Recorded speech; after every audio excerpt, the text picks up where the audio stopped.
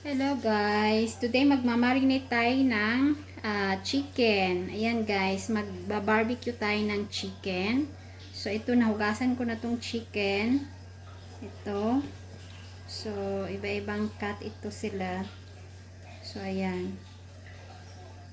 Ayan, kailangan natin i-slice yung gitna ng chicken para yung lasa ng marinate natin ay malasa pumasok sa loob niya. Ayan. So, ayan, na-slice ko na yung mga iba.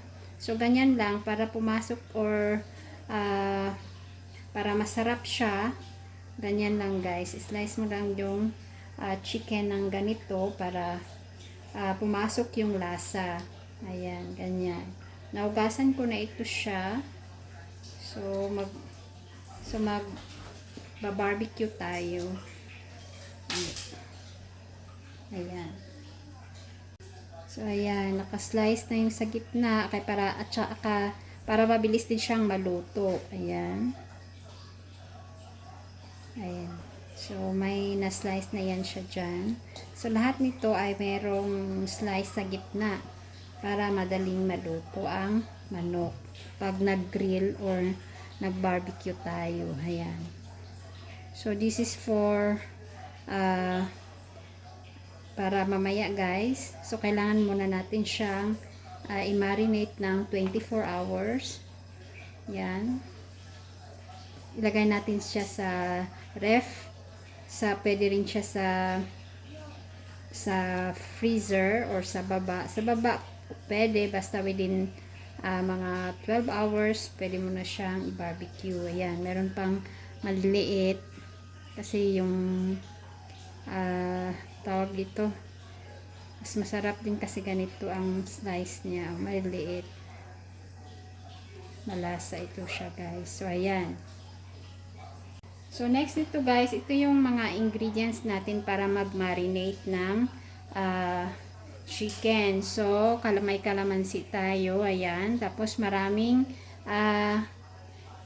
garlic, minced garlic, yan, dinurog na garlic. Pwede rin yung basta na durog siya, pwede rin siya, pero pag ganito kasi malasa yung chicken natin. Tapos meron ding luya, yan, and then may brown sugar. Ito siya, nasa 5 teaspoon na sugar, 2 teaspoon na salt, and then meron din tayong black pepper or durog na paminta, at ang lemongrass. Ayan. Para malasa rin yung ating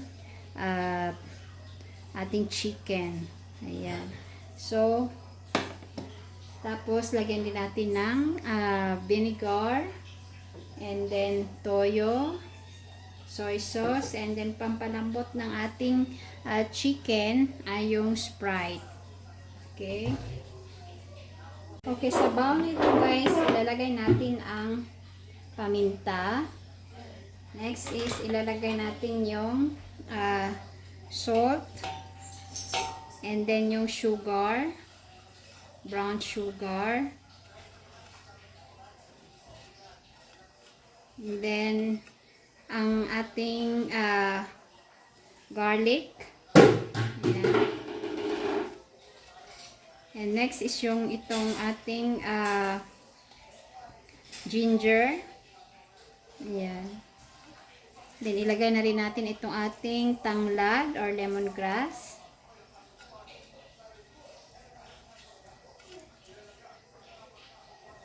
So itong kalamansi guys,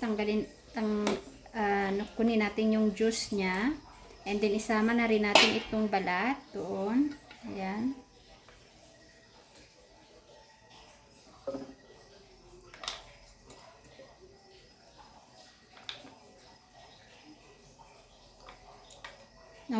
Dapat hugasan nyo rin ito guys, yung kalamansi.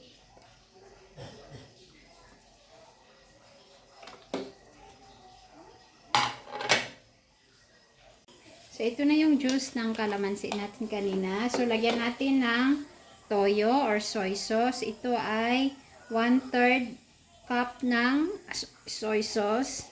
Ayan. And then, lagyan din natin ng vinegar. Vinegar is ano lang, 1/4 or kahit ano lang. Ayan, 1/4 na lang natin. Dahil meron namang calamansi juice yun. Ito siya, may calamansi juice. So, soy sauce, vinegar, tsaka yung juice ito ng calamansi. So, imimix lang natin to dito. Ayan.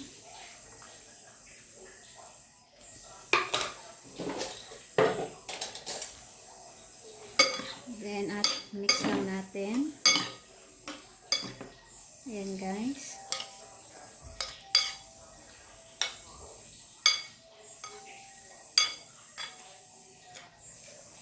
Mabango siya.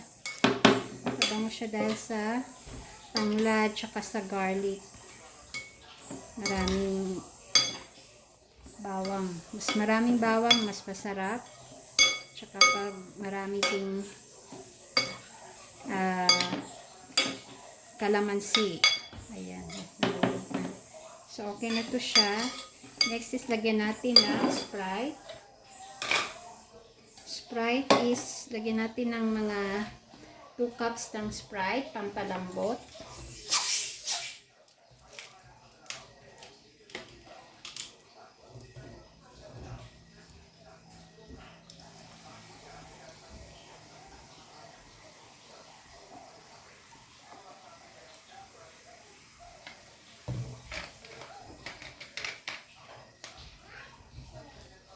Ayan, ito yung 2 cups ng Sprite.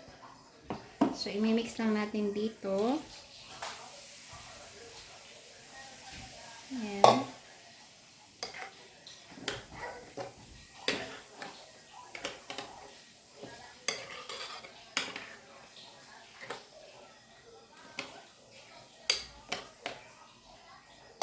After nito guys, ihalo na natin dito.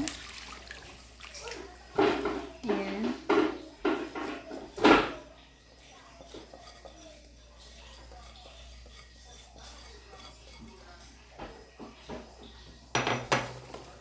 So, pwede mo na to siyang lutuin sa after 12 hours or kahit mga 2 to 3 hours, pwede mo na siyang i-barbecue.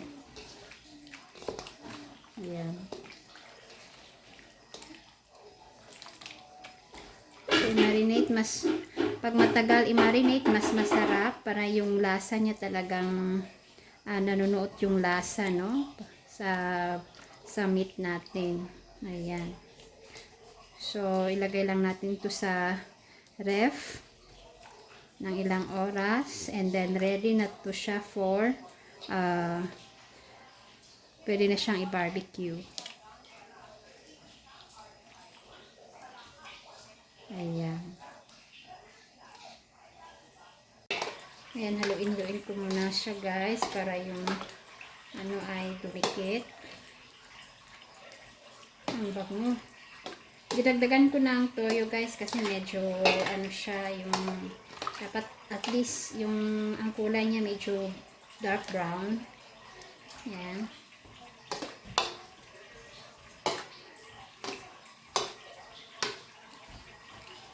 So, pwede na to siyang ilagay sa freezer. Freezer ko ilalagay to guys kasi after 2 days ko pa lutuin. Niready ko na lang. So, kung pwede naman to siyang lutuin after mga 2 to 3 hours, pwede na siyang i-barbecue.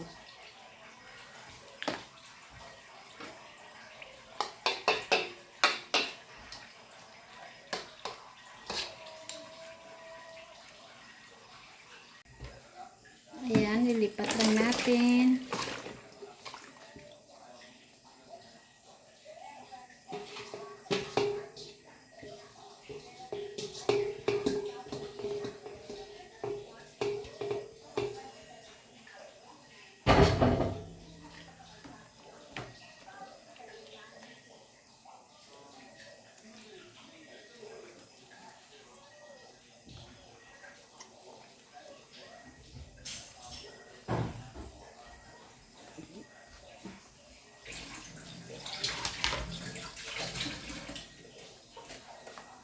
So, ito na ating minarinate, guys. Lagay lang natin to sa ref.